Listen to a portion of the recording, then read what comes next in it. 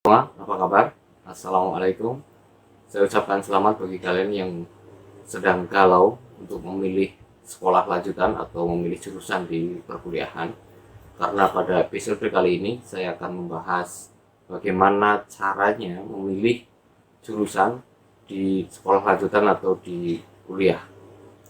Nah, sebelum kita lanjutkan pada acara intinya, silahkan subscribe channel ini dan loncengnya sebagai bentuk dukungan kalian terhadap dunia pendidikan dan dunia kearsipan.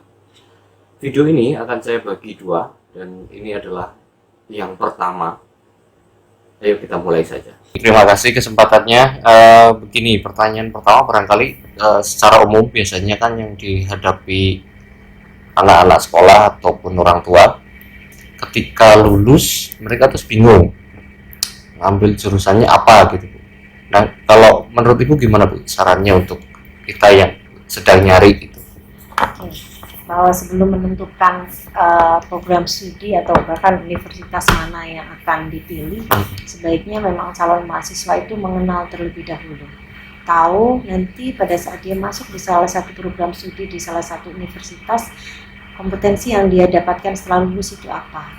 Nah, kalau yang dilakukan oleh Universitas Indonesia, cara untuk memperkenalkan program studinya adalah salah satunya adalah dengan acara yang disebut dengan UI Open Days. Kebetulan kalau di tahun ini sudah diselenggarakan kemarin tanggal 29 Februari di Balairu, di mana UI mengajak calon mahasiswa untuk datang dan mengenal program studi apa saja yang ditawarkan di UI, kemudian mengenal lebih jauh program studi tersebut akan menghasilkan lulusan yang seperti apa, kemudian kemampuan yang akan didapatkan seperti apa, sesuai tidak dengan minat calon mahasiswa tersebut. Di acara tersebut juga tidak sekedar calon mahasiswa yang diundang, tapi juga tahun ini mengundang orang tua calon mahasiswa.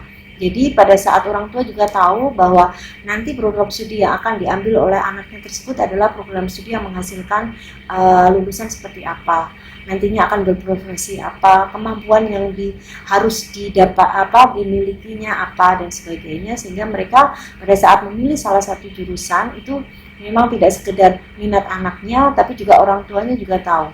Dukungan dari keluarga itu juga sangat penting, dan terutama untuk calon mahasiswa pada saat dia sudah tahu, sudah kenal, dia sudah mantap mengambil jurusan yang dipilih, pada saat dia nanti masuk, dia melakukan proses perkuliahan, ini akan sangat membantu menunjang.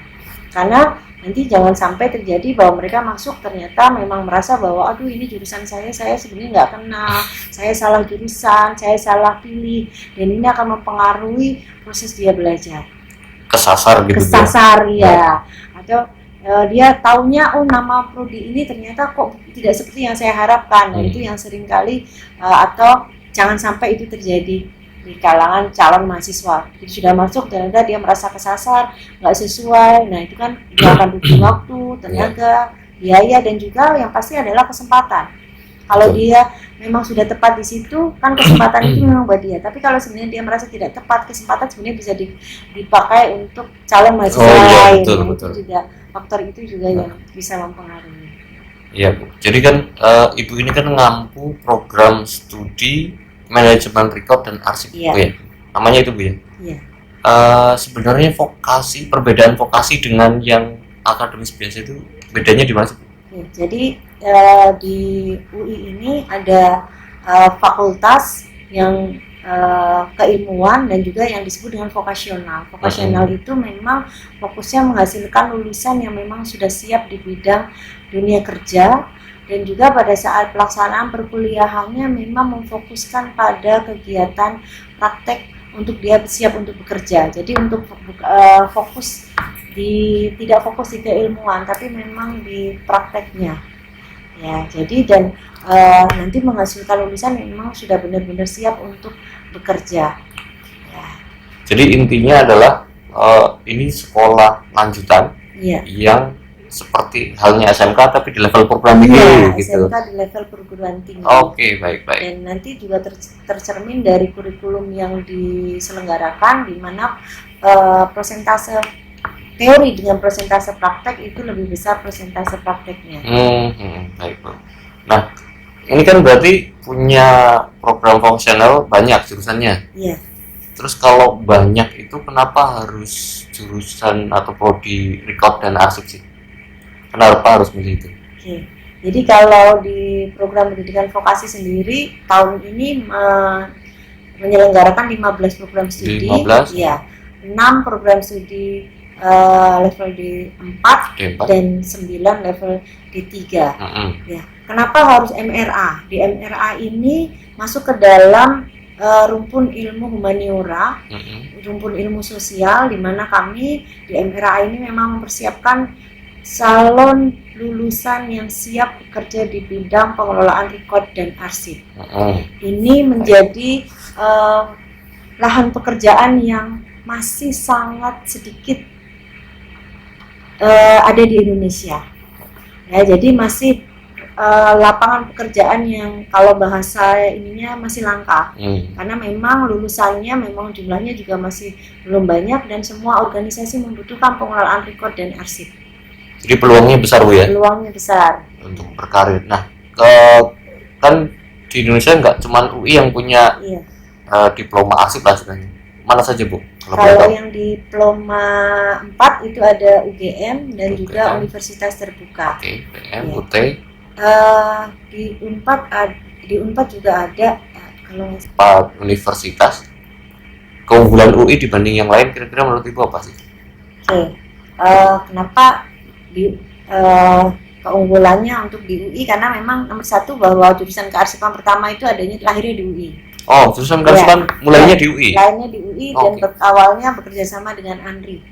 Ya, jadi lahirnya ada di UI yang kemudian kemudian menyusul perguruan tinggi lain yang memang sejarahnya panjang. Kami tadinya berada di Fakultas Ilmu Pengetahuan Budaya. FIB ya? Dari FIB mulai dari program D2.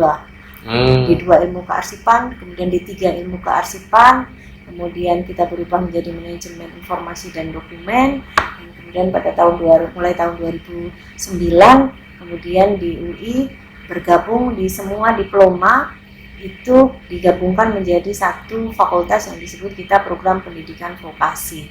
Nah, karena memang kita dari awal adalah program studi yang pertama, yang bekerja sama dengan ANRI, dan kemudian difokuskan pada bagaimana mereka bisa menjadi pengelola rekod dan arsip yang handal, yang memang benar-benar siap untuk diterima di dunia kerja. Baik, jadi perintis pertama. Iya. Yang ngampunya dari ANRI sebagian. Iya. Karena kerjasama gitu. Iya. Dari UI dan ANRI. Gitu. Ya, di Fakultas Ilmu Pengetahuan Budaya, kerjasamanya dari UI dan ANRI. Ya. Baik Bu, jadi kalau gitu kan berarti kalau saya punya anak atau saya sendiri mau kuliah, misalnya saya mau ngambil MRA gitu, manajemen rekod dan arsip. Sebenarnya MRA ini cocok untuk anak yang kayak apa sih Bu? Karakternya. Jadi memang karakternya seperti apa, karena nanti dari fokus pekerjaannya memang dia harus terbiasa untuk mengelola pekerjaan yang sifatnya sebenarnya ini kan adalah semua isi perusahaan dia yang mengelola. Iya. Karena dia mengelola rekod, mengelola arsip, semua informasi yang ada di perusahaan dia yang kemudian akan memegang. Jadi yang harus menjadi karakter calon mahasiswa adalah bahwa dia tangguh. Kemudian selain tangguh, dia benar-benar dia bisa menjaga komitmen untuk pekerjaannya. Dan nantinya juga bahwa banyak sekali kegiatan-kegiatan yang nanti akan dilaksanakan dia harus menjaga rahasia, sehingga itu yang kemudian harus dia pegang teguh.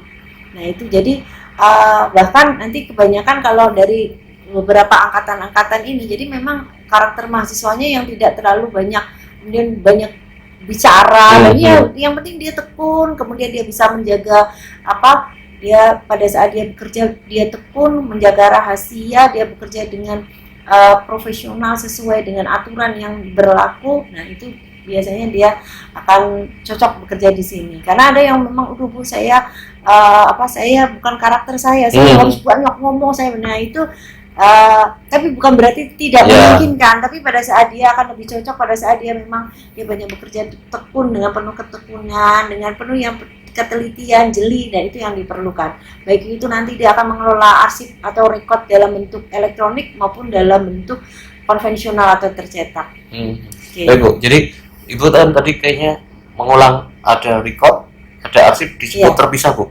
Kenapa di sini disebut terpisah gitu? Apa konsekuensinya? Oke, jadi kami memang kenapa kami harus mengambil nama manajemen record dan arsip. Dan ini yang pertama adalah kami menyesuaikan dengan nomenklatur yang dikeluarkan oleh Dikti bahwa program diploma 4 itu arsip dan rekaman informasi. Ya, jadi kemudian dari nomenklatur itu kemudian kami gunakan nama istilah record dan arsip, di mana bukan kemudian kami bisa memfokuskan bahwa nanti lulusan kami adalah dia bisa bekerja di seluruh jalur hidup arsip pada saat dia di penciptaan sampai kemudian dia mengelola arsip statisnya. Jadi ini yang kami harapkan dari lulusan kami. Jadi intensinya sebenarnya kalau record itu untuk yang arsip dinamis yang masih di perkantoran itu, begitu ngomong arsip berarti sedang ngomong arsip statis yang ada di lembaga arsip. Bisa mendapatkan kemampuannya itu di dari dua secara keseluruhan. Di dua bidang itu ya. Di dua bidang.